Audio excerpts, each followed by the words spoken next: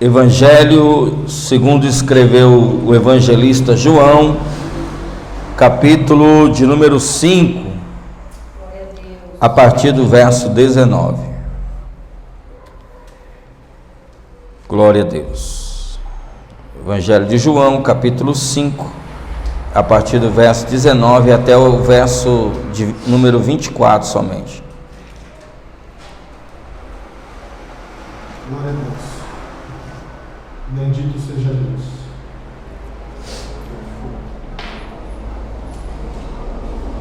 E a imagem, Natasha?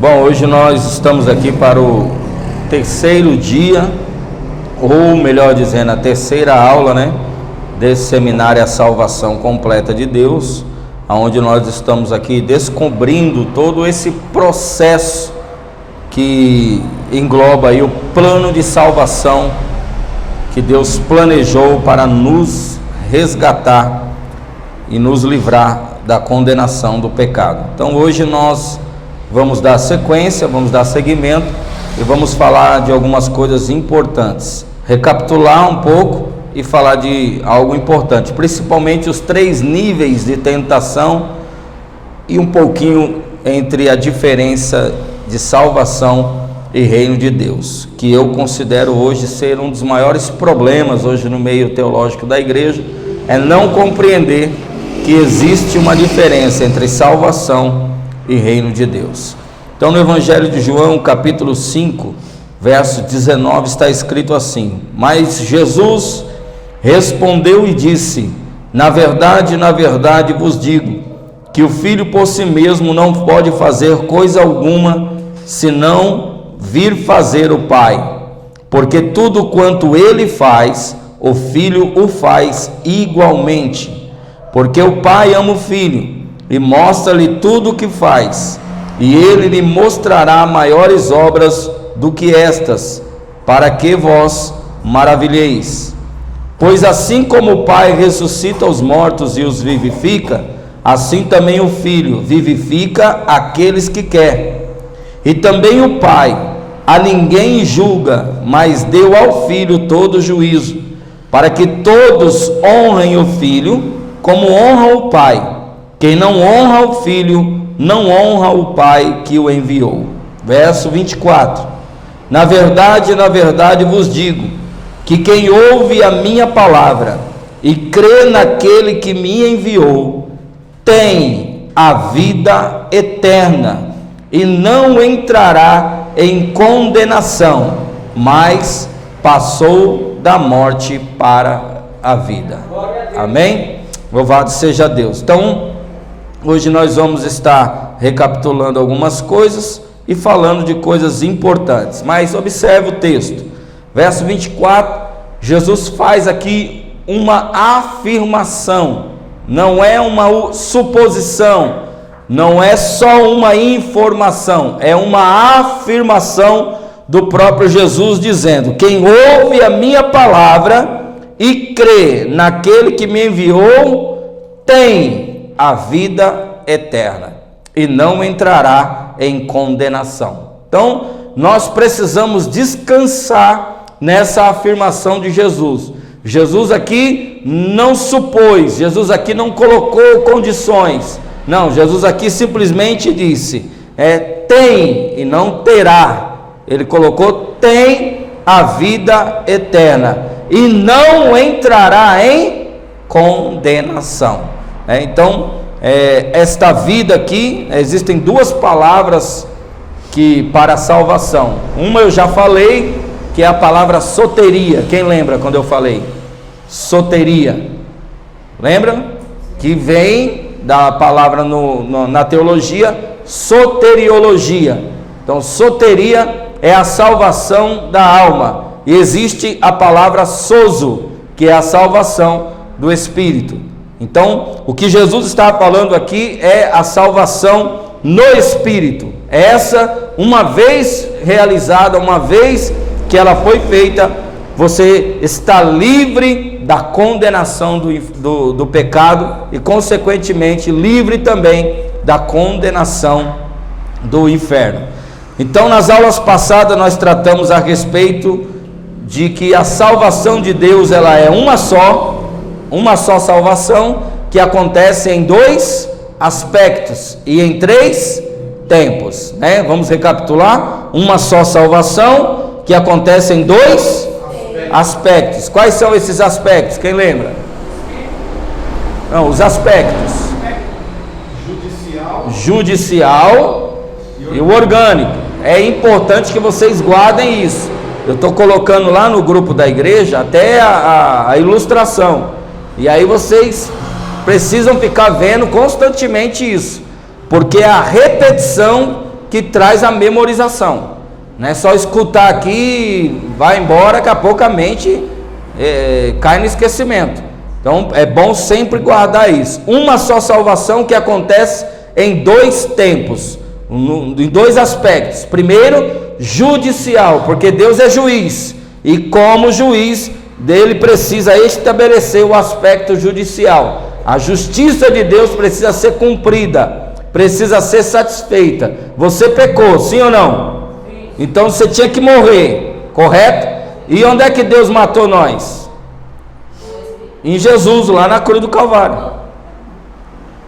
Você tem que morrer. Deus não pode ir contra a palavra dele. Pecou, salário do pecado é o quê? A morte. Alguém tinha que morrer. Então, quando Deus olhou Jesus lá na cruz, ele não estava vendo Jesus, estava vendo nós. Por isso que ele diz: Deus meu, por que me desamparaste? Não é que o pai desamparou o filho, é que naquele momento o filho estava representando eu e você, está representando toda a humanidade. Então Deus ali satisfez a justiça dele. Na verdade ele matou Jesus, mas a vontade dele era matar nós. Na verdade você tem que entender, irmãos, que nós todos que cremos em Cristo participamos da morte e da ressurreição dele. Participamos disso. Participamos todo o processo. Por isso que o crente batiza. Porque o que é o batismo? Como Paulo diz, para nós identificar com Cristo. Quando nós descemos as águas, irmãos, nós estamos identificando com Cristo na sua morte. Porque uma pessoa quando morre, o que faz depois? Tem que sepultar, ou morre e joga em qualquer lugar como indigente. Não, morreu, tem que sepultar. Então quando a gente desce as águas do batismo, nós estamos identificando com Cristo na sua morte. Quando a gente sobe das águas, nós estamos identificando com Cristo na sua ressurreição. Por isso que Paulo diz: se com Cristo morreste e com Cristo ressuscitaste. Aí a pergunta é: quando é que eu morri com Jesus? E a pergunta é: quando é que eu ressuscitei com Jesus?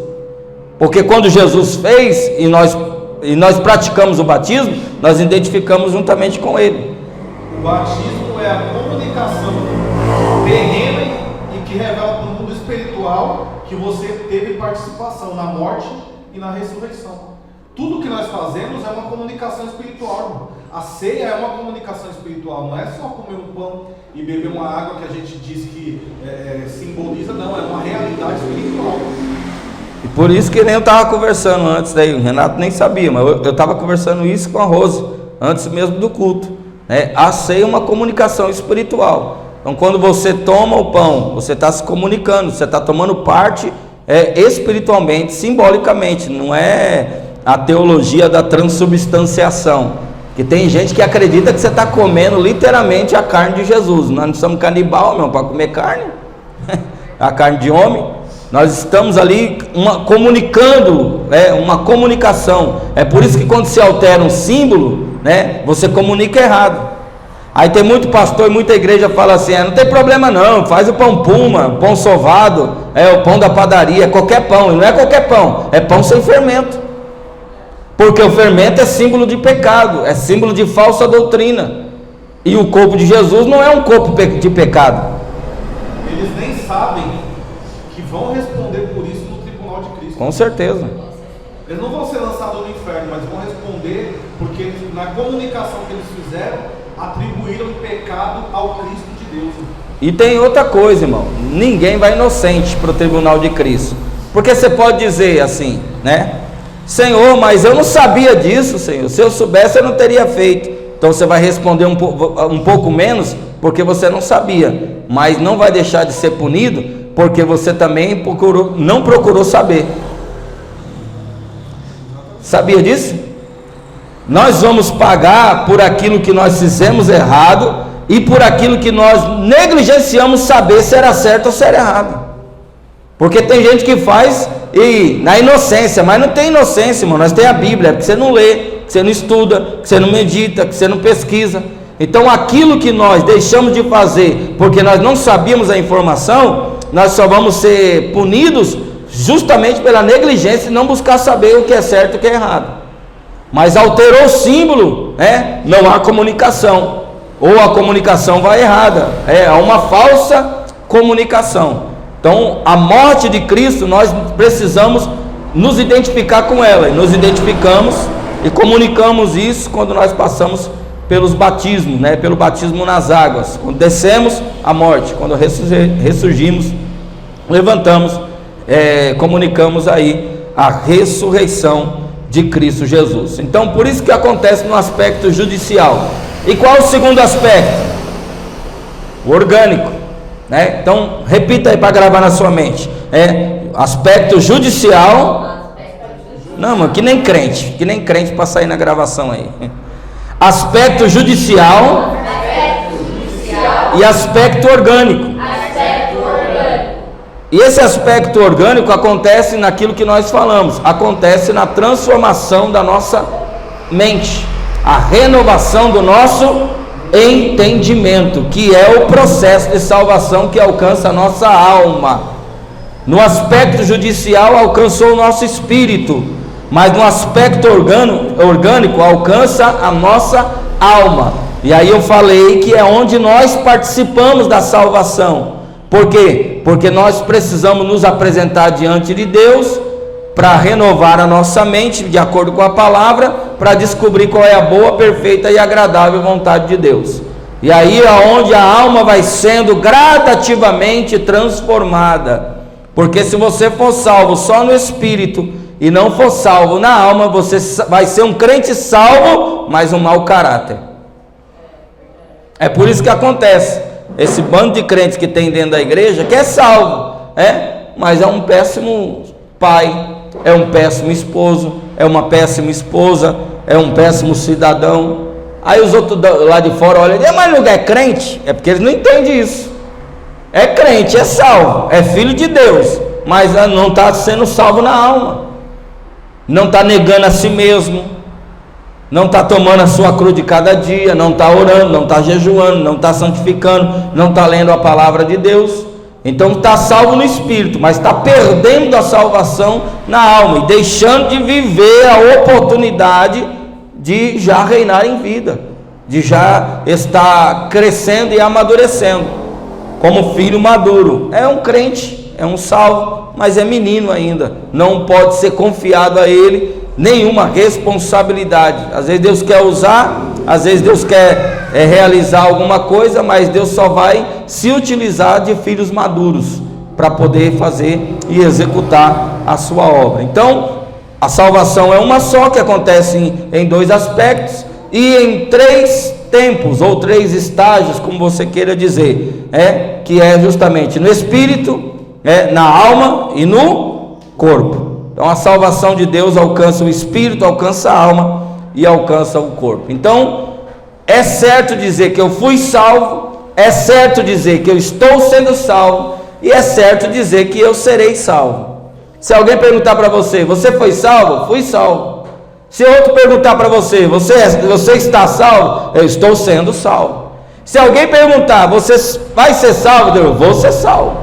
Porque hoje você entende que a salvação ela tem esses três tempos: passado, presente e futuro. Passado, o que aconteceu no seu espírito; presente, que está acontecendo na sua alma; e futuro, aquilo que vai acontecer no seu corpo. O que aconteceu no espírito? Quem lembra?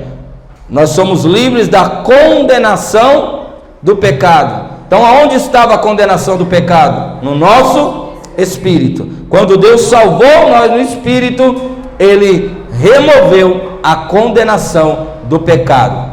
E o poder do pecado estava na onde? Na alma. Isso, o poder do pecado está na alma. É por isso que nós lutamos. A Bíblia diz que há uma luta constante entre a alma e entre o... Para tomar posse, entre o espírito e o corpo, né? Para tomar posse da onde? Da alma. Não lembro onde é que está escrito esse versículo agora, me fugiu da memória, mas se você conseguir achar aí, faz essa rivalização aí.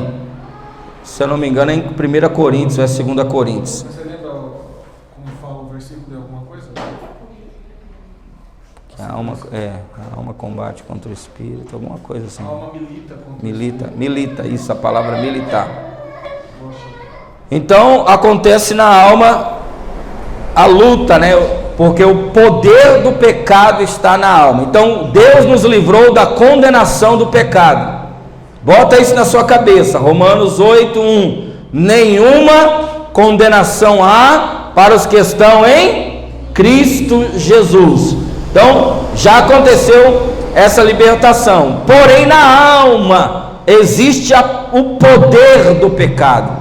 E esse pecado, ele combate contra a natureza de Deus que está dentro de nós, e a natureza de Deus combate contra o pecado, e elas rivalizam entre si, para que venha a ser subjugada essa nossa natureza, e a natureza de Deus possa ser formada em nós. Onde está? Gálatas 5, 16 e 17. Leia aí, Gálatas 5, 16 e 17. Digo, porém, andai em espírito, e não cumprireis a concupiscência da carne. Porque a carne cobiça contra o espírito, e o espírito contra a carne, e estes opõem-se um ao outro, para que não façais as coisas que quereis. Está vendo? O espírito luta contra o corpo, e o corpo luta contra o espírito. Quem é que está no meio da briga dos dois? A alma.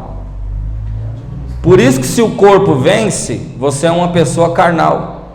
Se o espírito vence, você é uma pessoa espiritual. Agora, quem é que vai vencer? Pergunta para mim, quem é que vai vencer? Quem é que vai vencer? Aquele que se alimentar mais. Do espírito, né? Se você estiver alimentando o espírito, se você estiver alimentando mais o corpo, a carne, a vontade da carne, quem é que vai vencer? A carne. Entendeu? Então, por isso que a alma está no meio. Lembra? Tricotomia do homem, espírito, alma e corpo. Se tivesse uma lousa aqui, eu ia desenhar para você 3 círculos, um pequenininho, um maior e um grandão, um representando o corpo, outro representando a alma, outro representando o espírito. Deus se comunica com o espírito do homem. É ali onde é que há a comunicação. Entre o corpo e o espírito está a alma. Então o espírito rivaliza contra o corpo rivaliza contra o espírito, para ver quem é que vai tomar posse da alma.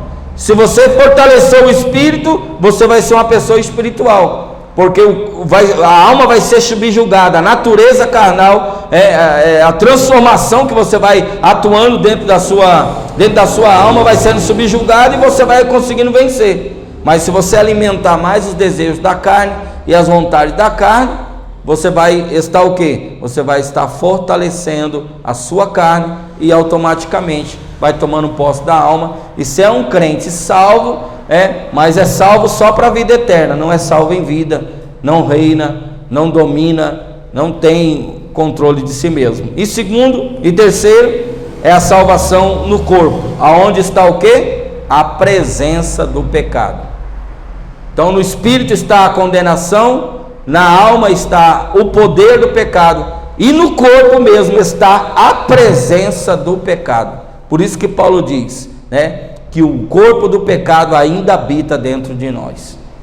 Por isso que ele diz: miserável homem que sou, quem me livrará do corpo dessa morte? O bem que eu quero fazer eu não faço, o mal que eu não quero, quando eu vejo, eu já fiz.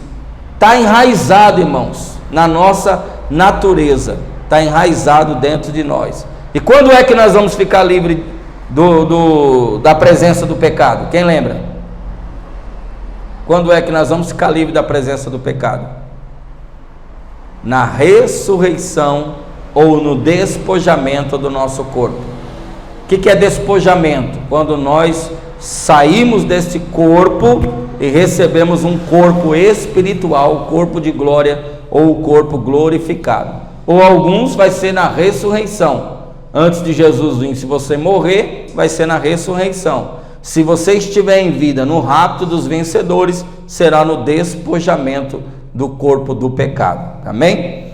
Então nós falamos que a salvação é o ato de receber Deus, e agora falamos sobre a tricotomia do homem, e hoje nós vamos estar adiantando aqui um pouco mais, falando para vocês a respeito da vida eterna. Amém? Então vamos lá. A salvação é um ato de receber de Deus a vida eterna, correto? Qual o versículo que nós lemos aí? João capítulo 5, versículo 24. Quem ouve as minhas palavras e crê naquele que me enviou, tem a vida eterna. Então a salvação é um ato de receber de Deus a vida eterna, porque nós já nascemos condenados, destinados ao inferno, mas uma vez crendo e confessando a Jesus, nós recebemos de Deus a salvação. O que é salvação? É um dom gratuito de Deus. Que significa a palavra dom? Presente. Guarda essas coisas, irmão. Guarda, isso aí tem que ficar vivo na sua cabeça. Palavra salvação é dom, e dom é presente. Então a salvação é um ato de se receber de Deus a vida eterna. Aí eu faço uma pergunta para vocês, vocês me respondem: até quando dura a vida eterna? Qual que é o meu? Até quando dura a vida eterna, irmão? Eu que estou perguntando para vocês. Para sempre. É eterna, né? Já tá falando? Já está falando a pergunta, né? Não, mas não é até que eu peque de novo? Não. Não é? É ou não é? Mas as igrejas não falam que... A maioria das igrejas não fala que a gente perde a salvação? Verdade. Fala ou não fala?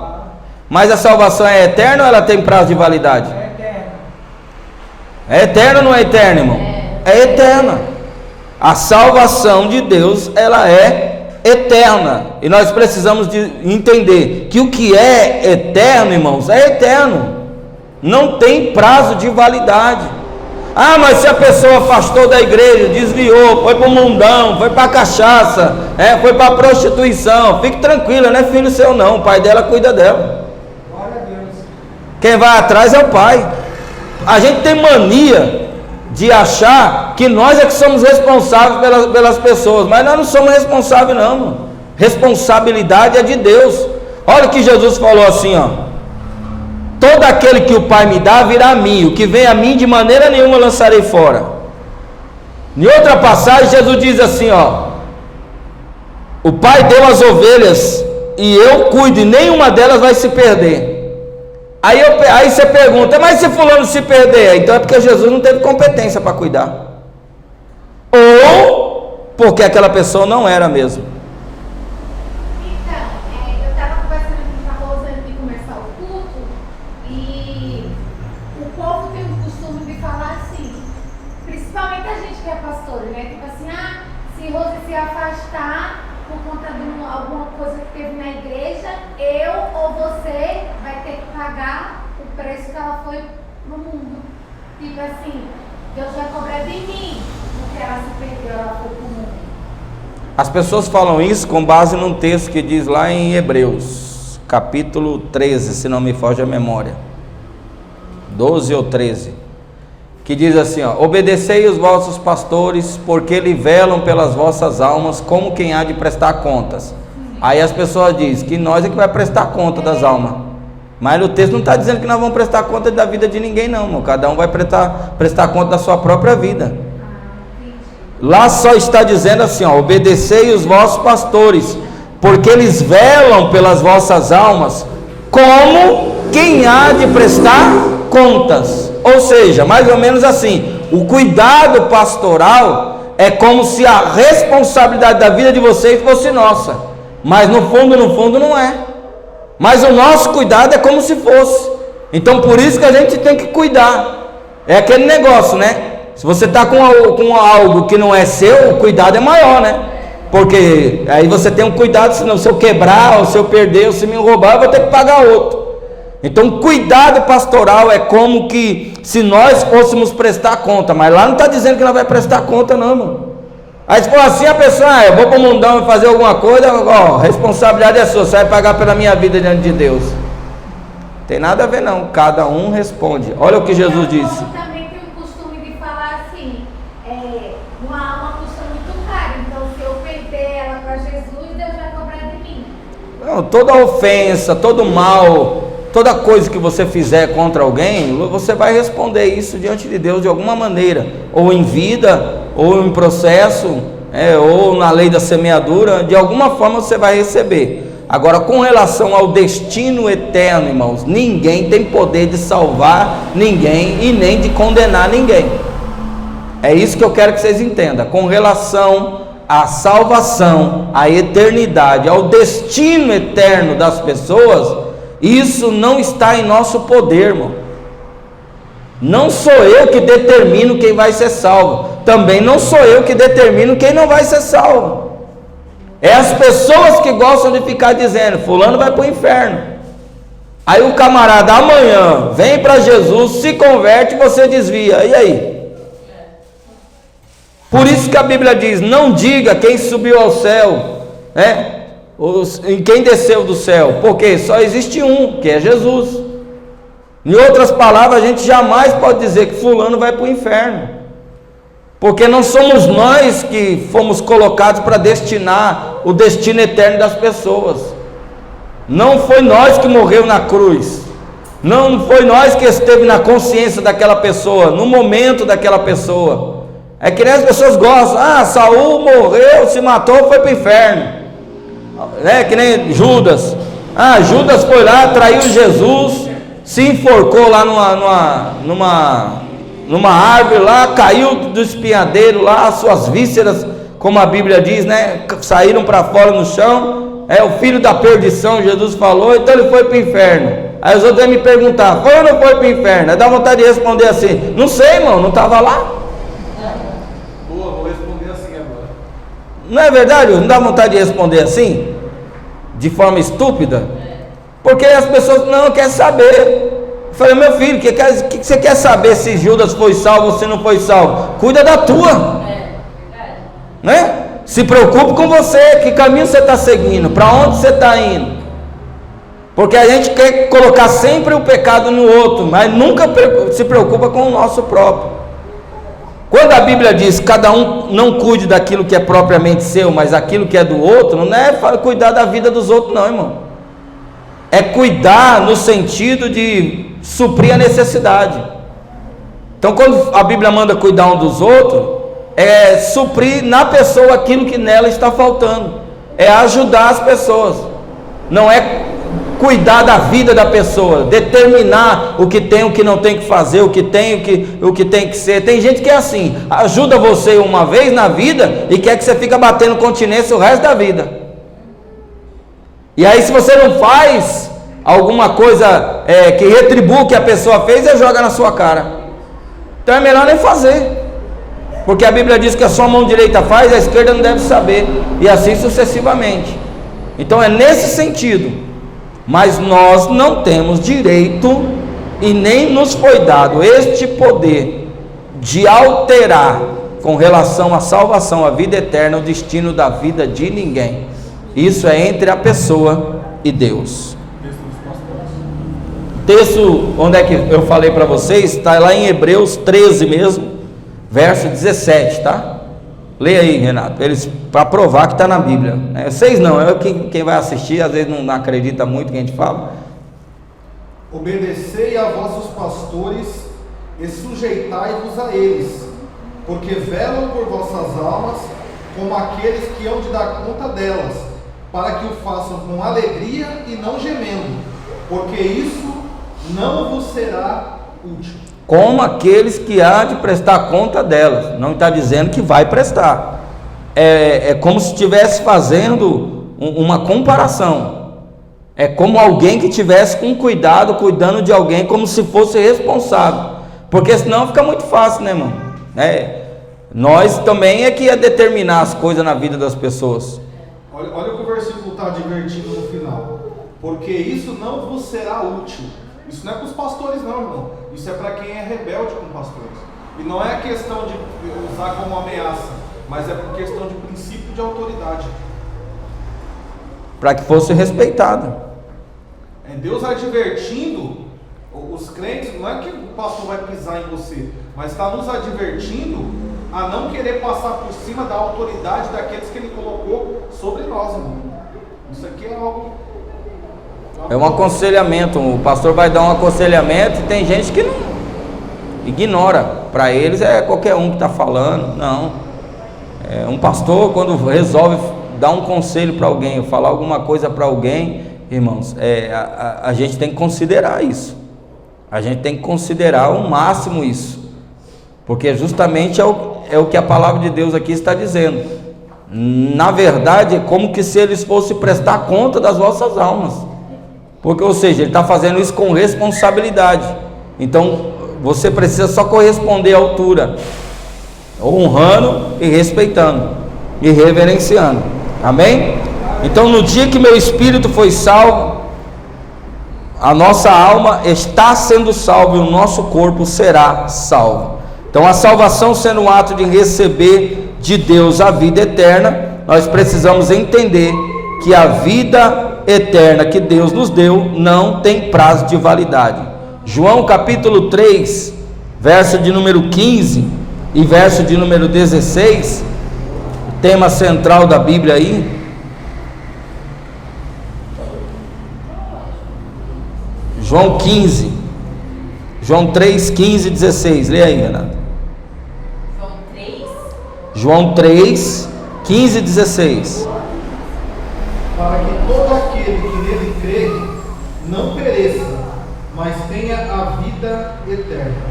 Porque Deus amou o mundo de tal maneira que deu o seu Filho unigênito, para que todo aquele que nele crê não pereça, mas tenha a vida eterna. Dois versículos subsequentes, todos os dois falando, né, para que não pereça, mas tenha a vida eterna.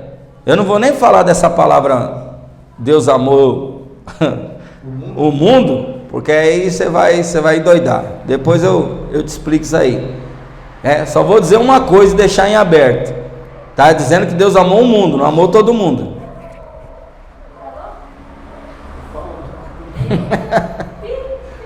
A gente às vezes é tentado a falar as coisas, irmão, que só Deus. Deixa para depois, senão não vai perder o fio da meada aqui. Mas fica aí em aberto. O texto está dizendo que Deus amou o mundo. Que mundo é esse? Porque todo mundo diz que Deus amou todo mundo. Deixa para lá, depois a gente explica melhor isso aí. João 5,24 foi onde é que nós lemos, né? Aquele que ouve as minhas palavras e crê naquele que me enviou tem a vida eterna. João 6, verso 40. Leia o verso 40, João 6. Porquanto a vontade daquele que me enviou é esta, que todo aquele que vê o Filho e crê nele tem a vida eterna, e eu o ressuscitarei no último dia. Leia o verso 47. Na verdade vos digo, que aquele que crê em mim tem a vida eterna. João 10, 28.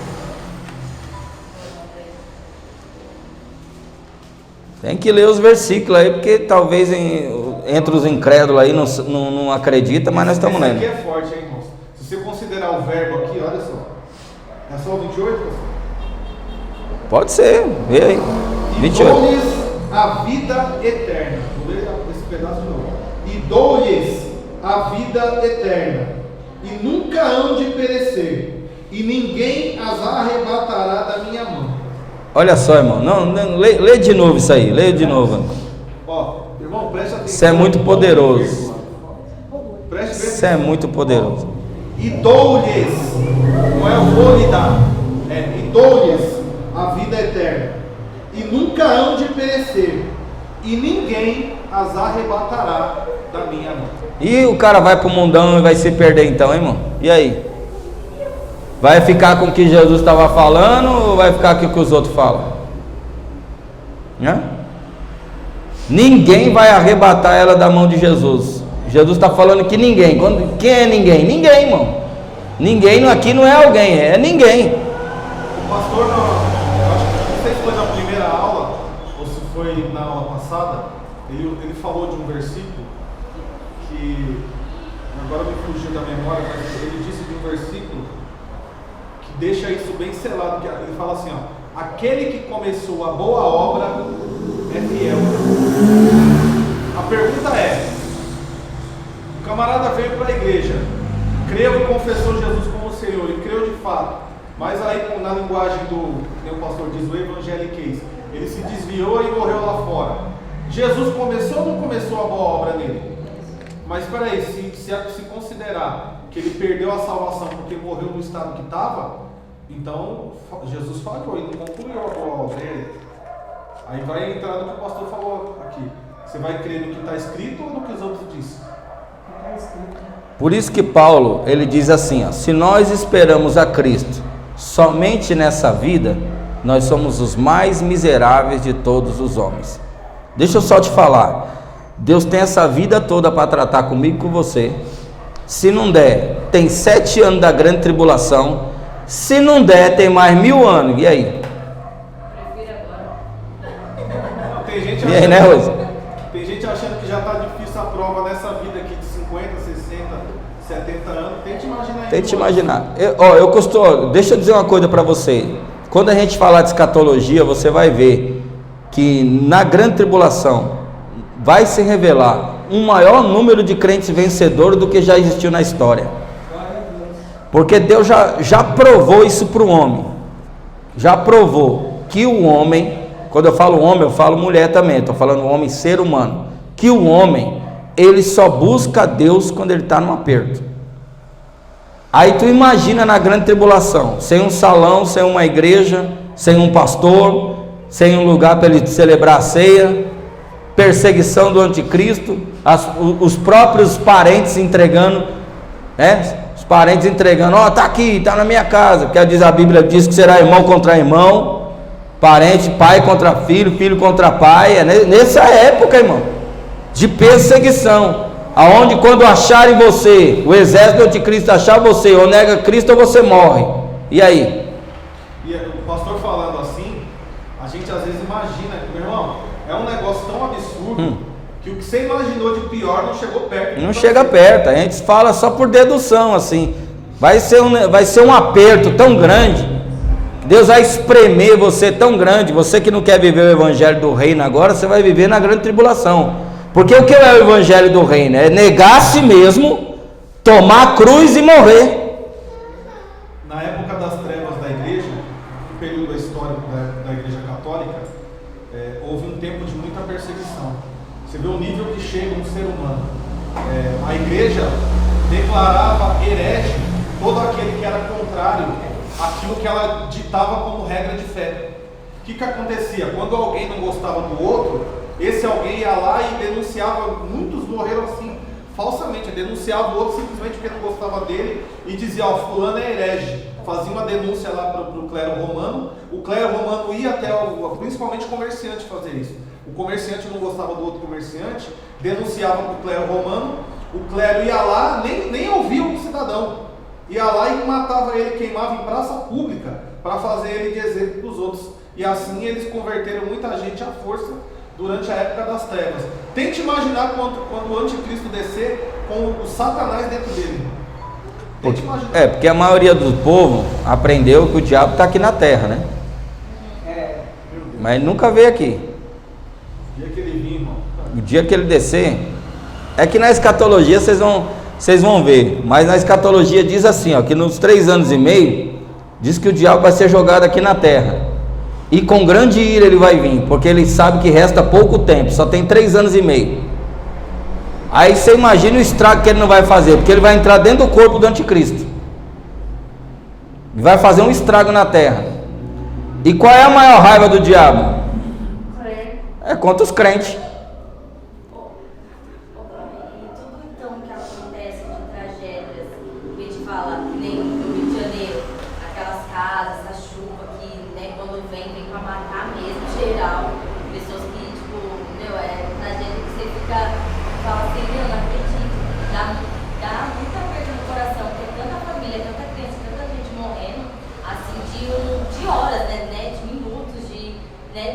dias, de mês, não, é de horas mesmo. É Deus isso? Não é o diabo? Não, tudo que acontece de ruim no mundo é justamente consequência do pecado. O mundo era o paraíso. A partir do momento que o pecado entrou no mundo, toda a natureza sofreu dano, sofreu alterações. Tudo.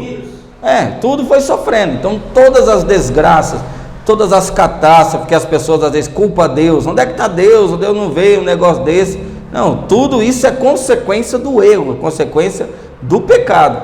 E infelizmente até a Bíblia diz que nós estamos sujeitos, né? Nós estamos sujeitos às coisas que acontecem aqui nesse mundo.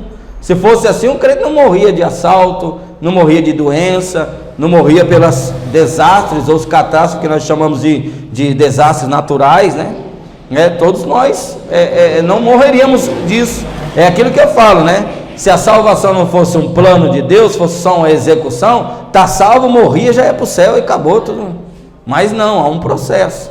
Então essas coisas são as intempéries da vida, são consequências do pecado, consequências e prova de que a natureza também foi afetada pelo pecado. Irmão, o pecado foi um vírus, como o Lucas falou, algo tão grande que naquela época nem espinho nascia da terra, nem espinho tinha, nem abrolho, nem nada que é de ruim.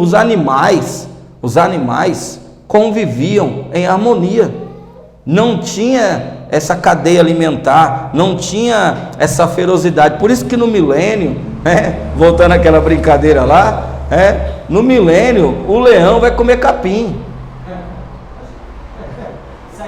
Está escrito lá em Isaías, o boi vai pastar junto com o leão. A criança do tamanho do Enzo, assim, ó, de peito, de amamentação, vai brincar com a cobra, com a serpente, e não vai ser picada. Porque Deus vai devolver a ordem para o mundo e tirar essa ferocidade, tirar a maldade vai ser tirada. Ó, Cordeiro de Deus que tira o pecado do mundo. E se você não acreditar que isso é verdade, vai em Isaías. Isaías vai ser uma aula quase que completa do que será o milênio. Do que será o milênio. Ou seja, Deus vai trazer tudo de volta à normalidade. Eu sei que para nós é esquisito, porque quando nós nascemos já encontrou um mundo assim. Então a gente não tem ideia de como era antes.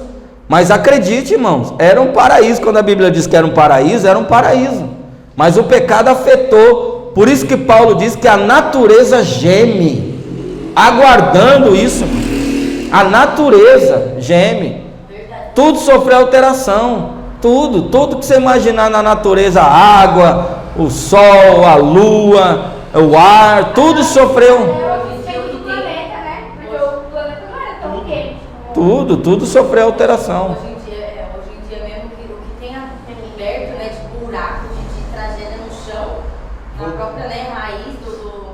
Indo para o que ela falou ali, já entrando no que você disse também, os anjos têm muita influência nisso também, irmãos, em tudo. O pastor falou alguns dias atrás aqui a respeito do anjo do fogo, do anjo das águas.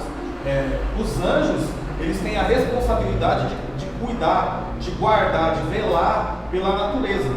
Mas por que tem todos esses desastres naturais, né, como o pastor falou, essas coisas que acontecem, tsunami, essas coisas? Porque alguns anjos, os caídos, eles não estão cumprindo o seu papel.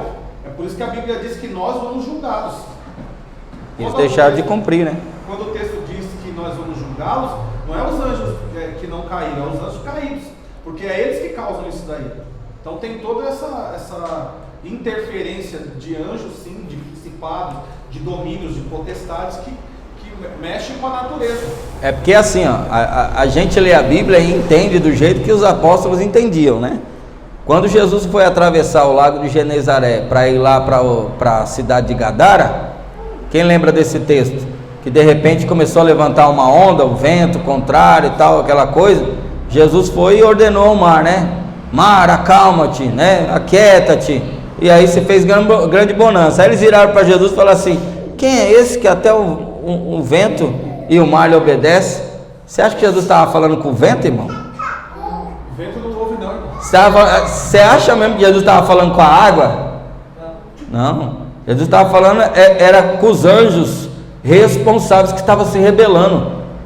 Estava se rebelando contra o próprio Cristo, impedindo ele de chegar, porque sabia que a libertação. Então o demônio já estava manifestando antes de chegar lá. Você não tem ideia na vida do crente, irmão, né? A gente passa a ser crente, parece que as coisas para nós ficam mais difíceis do que para todo mundo. Aí você fala, meu Deus, é porque ensinaram você errado. Fala, não, vem para a igreja que sua vida vai ser só um mar de rosa.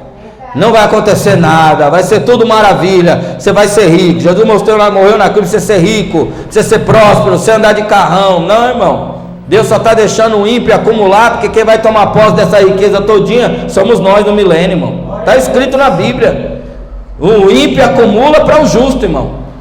E quando minha esposa vira e mexe, ela fala isso aí, eu dou risada, né? Eu sei que às vezes ela não entende, né? Deus tira de quem tem para dar para quem não tem. Isso vai se cumprir no milênio. É que nem também se cumpriu na Bíblia. Eu lembrei que você já tinha falado aqui no ensino, quando foi em Israel, não sei, que mataram todos os bens.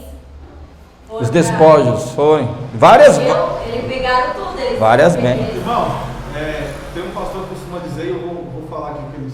A maior transferência de riqueza que houve na história da humanidade foi no dia que Deus matou os primogênitos do Egito.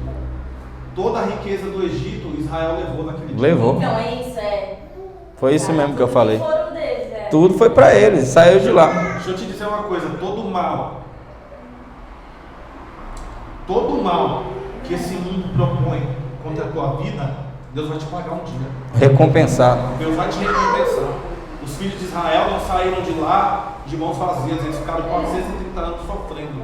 Mas no dia que Deus tirou eles de lá, Ele falou, está aqui o meu salário, vocês não vão sair embora.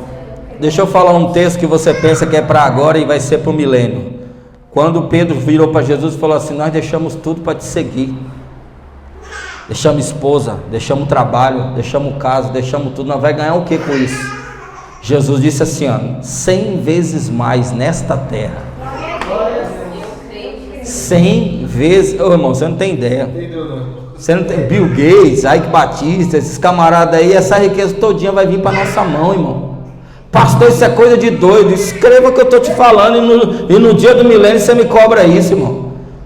Nós vamos reinar nessa terra que você está vendo aqui, não é no novo céu, na nova terra não. O novo céu, a nova terra é a eternidade. Nós vamos tomar posse desse mundo, irmão. Isso que o Renato falou é muito poderoso. Todo esse mal que o mundo causa para mim e para você, toda essa agonia, toda essa tristeza, todo esse levante, todos esses processos de dor, de agonia que a gente passa, vai ser recompensado, irmão. Glória a Deus. Deus não é injusto. Eu vou passar por tudo isso, depois Deus vai lá e bota na eternidade. Não dá graça. Eu quero aproveitar. Você vai aproveitar, irmão. No dia que Deus acendeu a sarça para chamar a atenção de Moisés, sabe o que ele disse? Moisés, eu tenho visto atentamente a aflição, não é daquele povinho lá não, é do meu povo que está lá dentro do Egito, eu tenho visto, e eu desci para livrar. Vai repetir, irmão, só vai ser um pouquinho pior, né? Porque lá foi 10 pragas. O que Deus vai fazer nessa terra aqui vai deixar gente apavorada num nível de que vão desejar a morte e não vão conseguir achar. Você nunca se perguntou não, Deus não poderia chegar lá no Egito e criar uma situação e já tirar logo o povo de Israel lá de uma vez, sim ou não? Sim. Mas por que ele deixou 10 pragas? Que é para pagar, irmão. Cada praga daquela representava um deus egípcio, em que o povo de Israel era obrigado a respeitar, venerar, e o peso da escravidão era imposto com a desculpa de que era exigência dos deuses.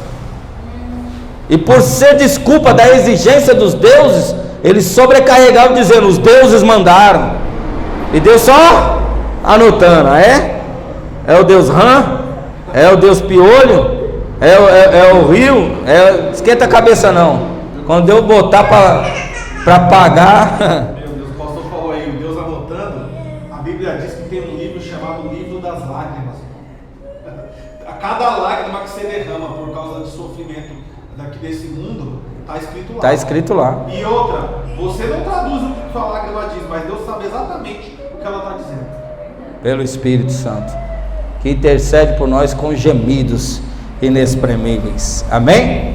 Amém. Tá bem cu de doutrina mesmo, né? Glória a Deus. Mais do que seminário, viu? Domingo o negócio aqui foi forte. Mas é isso, irmãos. A palavra de Deus é vida. Ela veio para nos dar vida. Aí eu pergunto a vocês, sejam sinceros comigo, isso não alegra o coração de vocês? Isso não te dá mais prazer em servir a Deus? Não te dá mais alegria de ser crente? Sim ou não, Oso? Mais vontade de ir para a igreja, mais vontade de adorar, mais vontade de viver uma vida que glorifique e que honra a Deus? É isso, irmão. É boa nova, é boa notícia. Porque as igrejas hoje diz que prega boa nova, mas que boa nova é essa? Que Deus vai te matar, vai para o inferno? Que você é amado quando você é perdido. Quando Deus te acha, agora Ele te odeia. As pessoas vivem, eu não posso isso, eu não posso visitar outra igreja. Tem gente que não pode vir aqui, irmão, falou para mim. De uma pessoa falou, eu queria tanto ir lá, mas se eu for lá, você gosta de postar foto, e se ver minha foto, aí vão me perseguir, e não sei o que. Então fique lá na igreja, não vem não. Ô, irmão, falar nisso, ontem. Eu estou aqui, irmão, cansado, em cima da cadeira, já as pernas doendo, pintando isso daqui. Entra um cidadão aqui, um senhor de idade já, e entra o cidadão e entrou aqui dentro. Aí ele pegou e... Pai do Senhor, meu irmão. Eu falei, Pai do Senhor. Rapaz, passei aqui na frente no ônibus e finalmente vi a igreja aberta, deu certo, deu calhar um dia, e eu vim aqui ver com o senhor que olha os dias de culto, porque não tem uma plaquinha aí fora dizendo os dias de culto. Por que não tem plaquinha? Eu falei, meu amigo, é que a igreja está começando agora, a gente agora que estou conseguindo fazer uma reforma e tal, tudo, mas Deus já está providenciando. Você acredita que ele falou para mim assim? Não pode ficar sem uma plaquinha, porque ficar sem plaquinha é perder cliente. Eu falei, como é que é? Ele, não, eu estou falando assim e tal. Eu falei assim, não, eu não trato as pessoas aqui que nem cliente, não. Ele, não, eu sei, sou conhecedor mesmo da palavra. Ele, não parece cliente, mano. Aí ele falou assim, não, eu estou falando assim, porque de certa forma é um cliente, está sempre conosco. Eu falei, não, meu querido, não leva a mão não, mas, entendeu? Não, eu vim aqui só para deixar um cartãozinho, deixar aqui um cartãozinho, depois você dá uma olhada. Aí eu vi, depois nem peguei no cartão. Minha esposa, quando chegou aqui, viu o cartão dele, deixou, ficou. É evangelista, é um missionário, não sei o que, faça os trabalhos aí. Se você achar que edifica a igreja, entre em contato comigo aí. Eu falei, tá bom, querido, vai em paz, Deus abençoe. Eu falei, um velho daquele, devia ter vergonha na cara, porque, irmão, aprenda uma coisa, não adianta a gente ter conhecimento e não ter sabedoria. Às vezes tem muito conhecimento, mas não tem sabedoria, não tem maturidade. O cara falar que porque não tem uma plaquinha dizendo os dias de culto eu estou perdendo cliente, irmão. Ele veio procurar um cliente. E veio, na verdade, cliente eu entendi. Quando ele entregou o cartãozinho, eu entendi. Que é o que ele vive, que muita gente vive aí. De igreja em igreja, pregando e cantando, arrecadando dinheiro aí para sobreviver. E não é isso, irmão. Não é isso. Então a gente precisa entender, irmãos. Precisa compreender essas verdades para que a gente possa saber se posicionar e viver mesmo o verdadeiro evangelho de Deus para nossas vidas, a verdadeira boa nova, a verdadeira liberdade com que Cristo ele nos libertou. Então nós estamos aqui para dar uma boa notícia para você, dizer que Deus te salvou e não te salvou até que você cometa o próximo pecado, não te salvou até que você cometa, pelo contrário, irmão, você nem era vivo ainda, Ele já morreu por você, Ele já te salvou antes mesmo de você ter cometido um só pecado. Aí agora que você comete pecado, eu desisti, não vou salvar mais. Não, irmão, é eterna a salvação, Deus não pode voltar mais atrás. Eu já falei sobre isso. O aspecto judicial foi cumprido, o aspecto orgânico está sendo cumprido, e o aspecto definitivo do corpo será realizado. Deus começou e Deus vai terminar. Ele não é que nem nós que começa as coisas e não termina, não, irmão. O juiz não vai revogar a ordem. Não tem como, já está decretado. Já imaginou, irmãos? A senhora vai lá e Deus me livre o guarda, comete um assassinato. Aí o juiz vai lá e decreta 15 anos de prisão. Aí a senhora fica 15 anos presa lá. Aí depois que a senhora ficou presa, Marcelo já sabe como é que funciona esse processo. Aí sai a sua liberdade. Ou seja, você não deve mais nada para a justiça. Sua liberdade saiu, você vai viver a sua liberdade. Aí dá a doida do juiz lá. Não, vou mandar prender ela de novo. Ficou 15 anos, já pagou tudo, vai mandar ela fazer prender de novo. O juiz pode fazer isso? Acho que não. Não pode prender você 2 vezes. Você já pagou? Entendeu? Não tem como. Cristo já pagou, irmão. Já cravou na cruz a moeda que era contra nós, com o próprio sangue. Seria um crime cobrar a dívida 2 vezes. Seria um crime, não pode. Uma vez que você já pagou o que tinha que pagar, não pode ser cobrado mais. O que Deus fez, irmãos, através do seu Filho, não pode ser feito mais. É aí onde é que tem aquele... Eu vou ter que fazer um culto só para falar daquele versículo. Toda hora ele vem na minha cabeça, e um dia você vai se deparar com ele e vai te confundir se eu não te explicar isso logo. Que é impossível crucificar, porque torna a crucificar Cristo de novo. Hebreus 6. Aí eu te pergunto, Jesus pode ser crucificado de novo, irmão? Não. Porque ele fez uma vez só, e vale para a eternidade. Lá em Hebreus está falando sobre isso.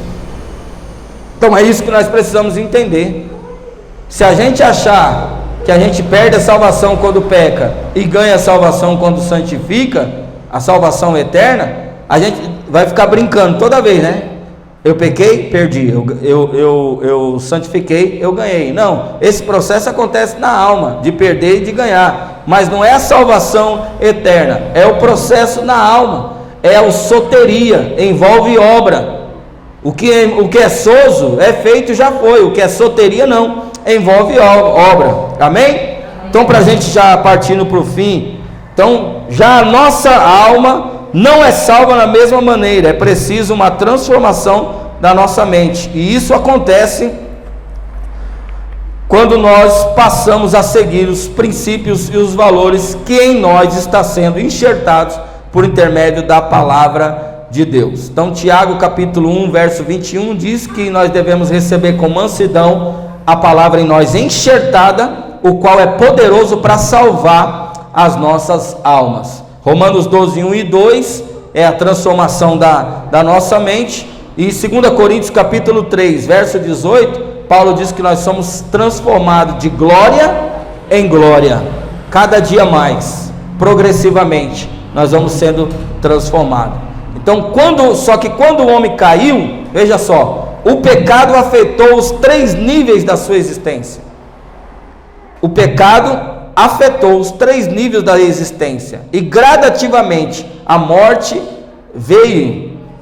Mas agora a salvação ocorre, ou percorre o mesmo caminho, porém, em vez do pecado que trouxe morte, a salvação vem trazendo vida.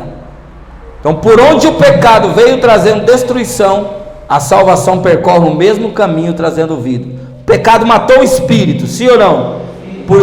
Por isso que a salvação acontece primeiro no espírito, que é para trazer vida no espírito. O pecado afetou a alma do homem. Com o poder do pecado, gradativamente o homem foi piorando. No Éden só comeu um fruto proibido. Já em Caim, já matou alguém. Aí você vai vendo, vai lendo Gênesis, você vai vendo que o pecado vai piorando. Vai piorando, vai piorando, vai piorando, vai piorando. Por quê? Gradativamente. Por isso que hoje está do jeito que está, o mundo de ponta cabeça. Hoje o poste está mijando no cachorro, irmão. Literalmente o poste hoje está mijando no cachorro, irmão. Hoje você olha para uma grama e diz que é verde, outro diz não, é rosa. Você experimenta o negócio, está amargo, outro diz não, está doce. Você experimenta o doce, não, está amargo. Hoje o mundo está de ponta cabeça, irmão. Você não sabe mais o que é certo e o que não é. Tá ou não está, irmão? Tá. Cada dia pior. Tá cada dia, hoje o certo virou errado, o errado virou certo. E hoje em dia estão tentando até calar a boca da gente com politicamente correto. Você não pode falar mais nada, você é cancelado, até dentro da igreja. As pessoas não sabem nem conviver com a opinião contrária do outro. Dentro da igreja, imagina aí fora no mundo. Não está tendo mais conversa, diálogo, o povo não quer saber mais não. Se você falar, tá. Mas isso é uma estratégia, irmãos. Sabe por quê? Porque o intuito é calar, não é? Por quê? Porque palavras são poderosas. Palavras certas e ditas ao seu tempo têm um poder, irmão, você nem imagina. Palavras também podem matar. Vou encerrar aqui para nós ofertar. E eu não cheguei a falar dos 3 níveis, tá vendo? É tanto pano para manga que eu nem cheguei a falar dos três níveis. Mas há tramitando, e já está acontecendo em alguns lugares, há tramitando no Senado uma lei para mudar o nosso linguajar, o nosso português. Você não pode chamar mais de todos, agora é todes. Todes. É Todd, né? Irmão, o negócio é sério. Querem tirar da escola o termo pai e mãe. Não, isso já tramita faz tempo. Cuidador. Porque, mas a criança que tem 2 pais, no dia que for dia das mães, ela vai se sentir ofendida. A criança que tem 2 mães, no dia dos pais, ela vai ficar ofendida. Isso aí tem que ser individualizado, isso aí tinha que ter opção de escolha. Eu aceito dessa forma. Você age. Caso contrário, se você não aceitar, você age da forma que você sempre pediu. Eu acho que deveria ter isso aí. O grande problema, sabe o que é? A igreja, ela se excluiu, muito dessa questão, porque a igreja tem um negócio, tudo é o mundo, mas a Bíblia diz que o mundo é o campo, e que nós somos o sal da terra, e não o sal do templo, não o sal da igreja, não o sal nós somos sal e luz na onde? No mundo, nós temos que brilhar nas trevas. E a igreja dormiu no ponto que hoje era para nós ter escola evangélica, faculdades evangélicas. Aí você ia criar o seu filho numa escola onde ele ia aprender português, matemática, inglês, e ia aprender Bíblia, ia aprender os valores, ia aprender os princípios. Aí a igreja dormiu, preocupou só em enriquecer pastores, em construir monumentos, em fazer templos, em aparecer do que ser sal, porque o sal não aparece, ele só muda o sabor. Irmão, nós estamos muito mal representados por falta de conhecimento. Lembra de um tempo, e eu fui um desses críticos, por isso que é bom você ter a capacidade de pensar e mudar muitas vezes. Eu fui muito crítico. Houve um tempo que muitos pastores que são famosos no Brasil e no mundo, pregadores aí renomados, que eles meio que debandaram da carreira ministerial e foram para a política. E claro, você pode até querer julgar a intenção do coração, mas quando você sabe que a pessoa é séria, é bom ter um político crente lá. Porque, por pior que seja, ele tem uma mente que é voltada para a palavra. Ele não vai deixar certas coisas passar lá, como tem passado ultimamente. Você vê que agora o negócio está tão sério. A gente entrou no campo de política. O negócio está tão sério que agora os políticos estão atrás dos crentes, porque sabem que representa uma grande parcela da população. Tá tudo disfarçado aí. O negócio tá sério, irmão. Tá tudo disfarçado. Na época da política, nego entra dentro da igreja, nego pede oração, nego faz de tudo, irmão. Faz de tudo, até finge que aceita Jesus e essas coisas, enganando os próprios crentes. Mas depois que entra, que assume o poder, é que mostra a verdadeira face. Então, o certo nós tinha que tomar todas as esferas. Por que a maioria dos professores são de esquerda? Por quê? Porque eles estudaram lá pedagogia, estudaram tudo e viraram professor. E os crentes tá brigando dentro da igreja para fazer parte de um grupo, de um departamento. Esse é que é o problema. Em vez de nós tomar posse, irmão, nós ser o conselho tutelar, nós somos os vereadores, nós somos os doutores, nós somos os advogados. Já imaginou se os crentes começassem a estudar, a se profissionalizar, a assumir uma área determinada de todas as esferas? Nós estaríamos dominando aí. Hoje, graças a Deus, nós conseguimos ter um ministro, né? Um juiz no Supremo lá. Ministro do STF. Olha quantos anos de Brasil que a gente tem. Pela primeira vez um ministro do STF é pastor, é crente. Pela primeira vez. Mas isso já era para ter acontecido, ó. Faz tempo. Se 90% dos políticos fosse crente, se 90% dos professores fosse crente, se 90% dos policiais fosse crente, dos advogados fosse crente, imaginou, irmão? Nós dominamos a terra, irmão. Só no Brasil nós passamos já de 50%. Somos 52%, se não me falha a memória, de evangélico. Mas sabe qual é o problema? Só são evangélicos. Só são evangélicos. Não transforma, não é sal, não altera. Dessa parcela que o pastor falou, quantos são de fato instruídos? Hoje eu vi o pastor Eduardo Reis falando uma coisa muito séria. Ele falou assim: ele numa palestra que ele estava dando, ele perguntou aqui: seja sincero, sem mentira nenhuma, nós estamos diante de Deus, quem aqui já leu a Bíblia toda? Aí uma parte levantou a mão. Ele falou assim: eu dei um seminário para pastores e nós contamos, acho que tinha mais de 300 pastores, 54 só tinha lido a Bíblia toda.